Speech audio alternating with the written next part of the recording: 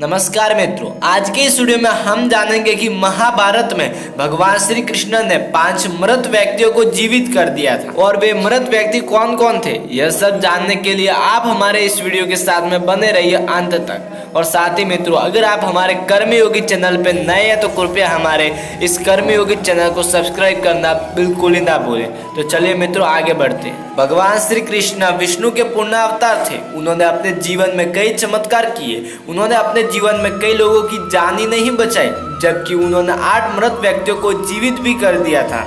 मित्रों, भगवान श्री कृष्ण उज्जैन में संदीपति आश्रम में पढ़ते थे।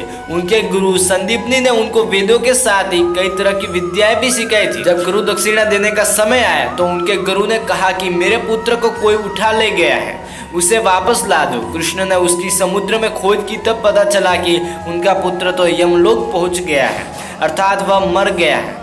ऐसे में श्री कृष्ण अपने गुरु को दिए हुए वचन को पूरा करने के लिए उनके पुत्र को यमलोक से भी ले आते हैं। और मित्रों, बहुत कम लोग जानते होंगे कि श्री कृष्ण ने अपनी माता देवकी के 6 मरे हुए पुत्रों को भी वापस बुलाया था। श्री कृष्ण ने देवकी वासुदेव की मुलाकात उनके 6 मृत बच्चों से करवाई थी। यह 6 बच्चे हिरण्यकश्यप के पोते थे और एक श्राप में जी रहे थे। और साथ ही मित्रों, अर्जुन की 4 पत्नियां थी, द्रौपदी, सुभद्रा, उलूपी और चित्रांगदा। द्रौपदी से श्रुतकर्मा और सुभद्रा से अभिमन्यु, उलूपी से इरावन और चित्रांगद से बब्रुवान नामक पुत्रों की प्राप्ति हुई। एक बार युधिष्ठिर ने अश्वमेध यज्ञ किया। यज्ञ का घोड़ा लेकर अर्जुन पूर्वी भारत के लिए निकला। वह घोड़ा घूमते घूमते मणिपुर जा पहुंचा। वहां उसका सामना मणिपुर नरेश बब्रुवान से हुआ।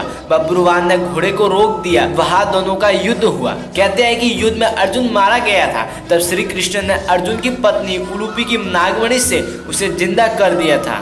और मित्रों, अर्जुन की पत्नी सुभद्रा से अभिमन्यु का जन्म हुआ। अभिमन्यु का विवाह महाराज विराट की पुत्री उत्तरा से हुआ। महाभारत युद्ध में अभिमन्यु वीरगति को प्राप्त हुए।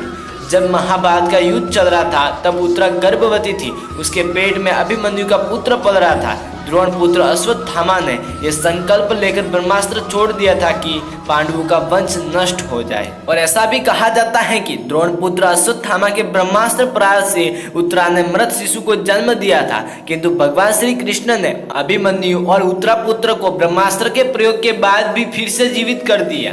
यही बालक आगे चलकर राजा परीक्षित नाम से प्रसिद्ध हुआ। हालांकि यह भी कहा जाता है कि उन्होंने उस पुत्र को मरने से बचा लिया था। ऐसे कई उदाहरण हैं जबकि भगवान कृष्ण ने लोगों को फिर से जीवित कर दिया था। हेमपुत्र घटोत्कच के पुत्र बर्बरी की गर्दन कटी होने के बावजूद श्री कृष्ण ने उसे महाभारत युद्ध की समाप्ति तक जीवित रखा था। यह बहुत बड़ा चमत्कार था। आज उसी बर्बरी को खाटू श्याम बाबा के नाम से पूजा जाता है। तो फिर मित्रों, ये थे महाभारत काल के 5 लोग जिसे भगवान श्री कृष्ण ने पुनर्जीवित किया था मृत्यु के पश्चात भी। यदि मित्रों ये वीडियो आपको पसंद आया हो तो कृपया हमारे इस वीडियो को लाइक, कमेंट, शेयर एंड हमारे कर्मयोगी चैनल को सब्सक्राइब करना बिल्कुल ही ना भूलें। तो फिर ठीक है मित्रों, आज के लिए इतना ही। फिर मिलते हैं अगले वीडियो के साथ में।